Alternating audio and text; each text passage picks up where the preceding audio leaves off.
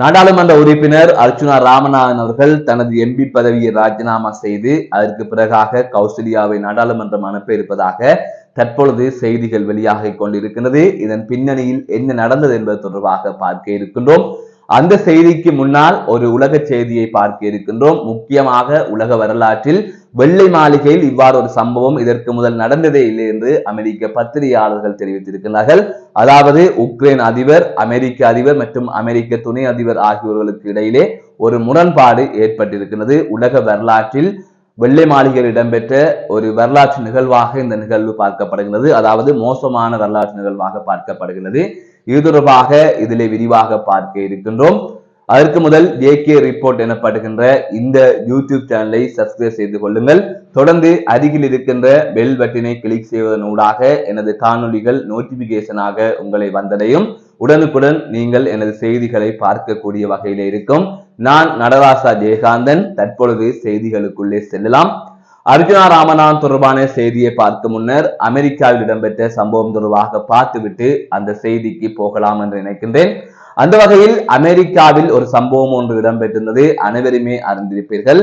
அதாவது உக்ரைன் அதிபர் ஜெலன்ஸ்கி அவர்கள் அமெரிக்காவுக்கு சென்றிருந்தார். அந்த வகையில் அவரை அமெரிக்க அதிபர் ட்ரம்ப் இன்முகத்துடன் வெள்ளை மாளிகையிலே வரவேற்றிருந்தார். வழக்கம் போல, அதாவது வழக்கமாக உலக தலைவர்கள் வருகின்ற போது எவ்வாறு ட்ரம்ப் வரவேற்பாரோ அதே போல வாசலுக்கு சென்று ஜெலன்ஸ்கியை வரவேற்று சென்றார். அதற்கு பிறகாக வழக்கமான நிகழ்வு போலவே இருவரும் பேசிக் கொண்டார்கள். இதற்கிடையில் அந்த நிகழ்வு முடிந்ததன் பின்னர், அதாவது அவர்கள் இருவரும் பேசியதன் பின்னர் ஒரு ஒப்பந்தம் கைச்சாத்திடுவதற்கு இருந்தது உக்ரைனுக்கும் அமெரிக்காவுக்கும் இடையிலே.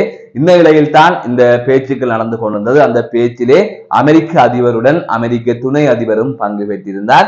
இவ்வாறு ஜெலன்ஸ்கியும் அமெரிக்க அதிபரும் அமெரிக்க துணை அதிபரும் ஊடகங்களுக்கு முன்னர் பேசிக் கொண்டிருந்த போது இந்த உலகமே எதிர்பார்க்காத பரபரப்பு சம்பவம் இடம்பெற்றிருந்தது. திடீரென பேசிக் கொண்டிருக்கின்ற போது காரசாரமாக ஜெலன்ஸ்கியை நோக்கி அமெரிக்க அதிபரும் அமெரிக்க துணை அதிபரும் பேச தொடங்கிவிட்டனர். நீங்கள் இவ்வளவு செய்தும், இந்த போருக்கு அமெரிக்கா இவ்வளவு ஆதரித்தும் நீங்கள் போதுமான நன்றி உள்ளவராக அமெரிக்காவிற்கு இல்லை என்று ட்ரம்ப் தெரிவித்திருந்தார். அதற்கு இல்லை, நான் நன்றி உள்ளவனாகத்தான் இருக்கின்றேன் என்கின்ற அடிப்படையில் ஜெலன்ஸ்கி பதில் அளித்திருந்தார். இந்நிலையில் அமெரிக்காவில் வைத்தே அமெரிக்க அதிபருக்கு எதிராக கருத்து சொல்லுகின்றீர்களா என்கின்ற அடிப்படையிலே அமெரிக்க துணை அதிபர் பேசியிருந்தார். இதனால் இவர்களுக்கு இடையிலே வாக்குவாதம் முற்றியது. எங்களது ஆயுதங்களை பயன்படுத்தித்தான் நீங்கள் இந்த போரை நடத்துகின்றீர்கள், எங்களது ஆயுதங்கள் இல்லாவிட்டால் உங்களால் நடத்த முடியாது, நீங்கள் நன்றி உள்ளவராக இல்லை, எப்போதாவது நன்றி கூறினீர்களா, இங்கு வந்ததற்கு எப்போதாவது நன்றி கூறினீர்களா என்று ட்ரம்ப் கேட்டார். அதே போல துணை அதிபரும் கேட்டார். இந்த போரை நீங்கள் ராஜேந்திர ரீதியாக முடிவுக்கு கொண்டு வர வேண்டும் என்று துணை அதிபர் குறிப்பிட்டிருந்தார். அப்போது ராஜேந்திர ரீதியாக என்றால் எப்படி என்று ஜெலன்ஸ்கி கேட்டார். நான் ஒரு போரை வழிநடத்துகின்ற ஒரு நாட்டின் தலைவன் என்று ஜெலன்ஸ்கி குறிப்பிட்டிருந்தார். இருந்தாலும் அமெரிக்க அதிபரோ துணை அதிபரோ விடுகின்ற மாதிரி இல்லை, நீங்கள் இந்த போரை முடிவுக்கு கொண்டு வாருங்கள், உங்களால் பல மில்லியன் கணக்கான மக்கள் உக்ரைனிலே பாதிக்கப்படுகின்றார்கள் என்று ட்ரம்ப் கூறியிருந்தார். நீங்கள் இந்த போரை வைத்து விளையாடி கொண்டிருக்கிறீர்கள் என்கின்ற அடிப்படையிலே ட்ரம்ப் கருத்தை தெரிவித்திருந்தார். இல்லை, அப்படி எதுவுமே நடக்கவில்லை என்று ஜெலன்ஸ்கி அவர்கள் குறிப்பிட்டிருந்தார். நான் மிகவும் மரியாதையாகத்தான் பார்க்கின்றேன் என்ற வகையிலே ஜெலன்ஸ்கி குறிப்பிட்டிருந்தார்.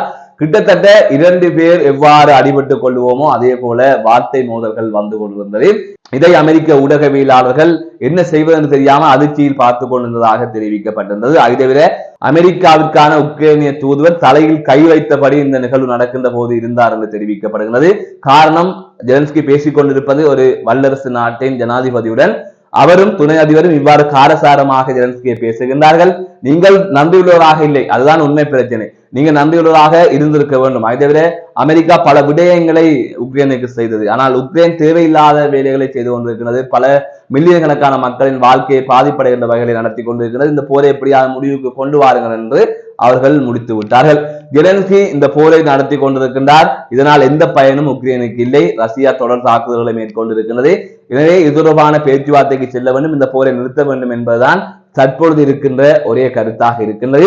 ரஷ்யாவுக்கு ஆதரவான நிலைப்பாட்டை தான் கிட்டத்தட்ட அமெரிக்க அதிபர் ட்ரம்ப் எடுத்திருக்கின்றார். கடந்த காலத்தில் அவர் ஜனாதிபதியாக இருக்கின்ற போதும் ரஷ்யாவுக்கு ஆதரவான நிலைப்பாட்டை மறைமுகமாக எடுத்திருந்தார். அவரை ரஷ்யா தான் ஜனாதிபதி ஆக்கியது என்றே குற்றச்சாட்டுகள் முன்வைக்கப்பட்டிருந்தது. இந்த நிலையில் தான் ஜோ பைடன் அவர்கள் ஜனாதிபதியாக இருந்த போது இந்த போர் தீவிரமடைந்திருந்தது, இந்த போர் நடைபெற்றுக் கொண்டிருந்தது. அப்படியான நேரத்தில் தான் தற்பொழுது மீண்டும் ட்ரம்ப் வந்திருக்கின்றார். இந்த போரை முடிவுக்கு கொண்டு வருவதற்குரிய நடவடிக்கைகளை ட்ரம்ப் எடுத்திருக்கின்றார்.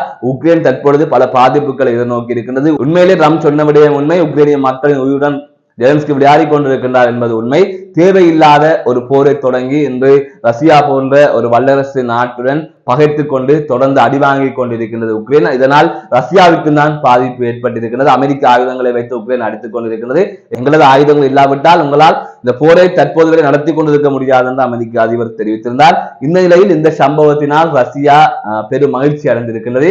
இந்த சூழ்நிலையில் ரஷ்யா சார்பாக கருத்து தெரிவிக்கின்ற போது அமெரிக்க அதிபரும் துணை அதிபரும் ஜெலன்ஸ்கியை அறையாமல் விட்டதே பெரிய விடயம், அந்த அளவிற்கு ஜெலன்ஸ்கி கருத்துக் கொண்டிருக்கின்றார் என்று இவ்வாறு ஒரு கருத்தை ரஷ்யா சொல்லுகின்ற அளவிற்கு அந்த சம்பவம் அவ்வளவு சூடு பிடித்திருக்கின்றது. ரஷ்யா பெரும் மகிழ்ச்சியில் இருக்கின்றது. தேர்தல் மாவட்டத்தின் நாடாளுமன்ற உறுப்பினராக இருக்கின்ற ராமநாதன் அர்ச்சுனா அவர்கள் தனது பதவியை ராஜினாமா செய்ய போவதாக யாழ்ப்பாண இணைய ஊடகங்கள் செய்தி வெளியிட்டிருக்கின்றன. அவரது முகநூல் பதிவை அடிப்படையாக கொண்டு குறித்த செய்தியினை யாழ் இணையதள ஊடகங்கள் வெளியிட்டிருக்கின்றன. யாழ் தேர்தல் மாவட்டத்தில் கடந்த நாடாளுமன்ற தேர்தலில் சுயேட்சையாக போட்டியிட்டு வெற்றி பெற்றவர் தான் அர்ச்சுனா ராமநாதன். அவருக்கு அடுத்தபடியாக அதிக விருப்பு வாக்குகளை பெற்றிருப்பவர் கௌசல்யா. அவர் ஒரு சட்டத்தரணி அர்ச்சுனா ராமநாதனுடன் தொடர்ந்து இணைந்து செயற்பட்டு வருகின்றார். இந்நிலையில் அந்த இடத்தை கௌசல்யாவுக்கு கொடுத்து விட்டு, அதாவது தனது எம்பி பதவியை ராஜினாமா செய்து அந்த எம்பி பதவியை கௌசல்யாவிடம் கொடுத்து விட்டு மாகாண சபை தேர்தலில் அர்ச்சுனா ராமநாதன் களமிறங்க இருப்பதாக தெரிவிக்கப்பட்டிருக்கின்றது.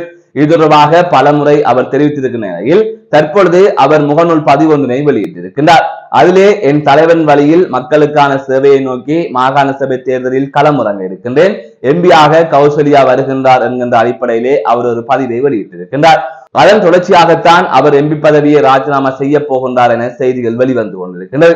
ஆனால் அவர் எப்போது ராஜினாமா செய்வார் என்பது தொடர்பாக எந்தவித தகவலும் வெளியாகவில்லை. காரணம், மாகாண சபை தேர்தல் தொடர்பாக எந்தவித அறிவிப்பும் தற்பொழுது வெளியிடப்படவில்லை. இந்த நிலையில் அவர் எப்போது ராஜினாமா செய்வார் என்கின்ற கேள்வியும் இருக்கின்றது.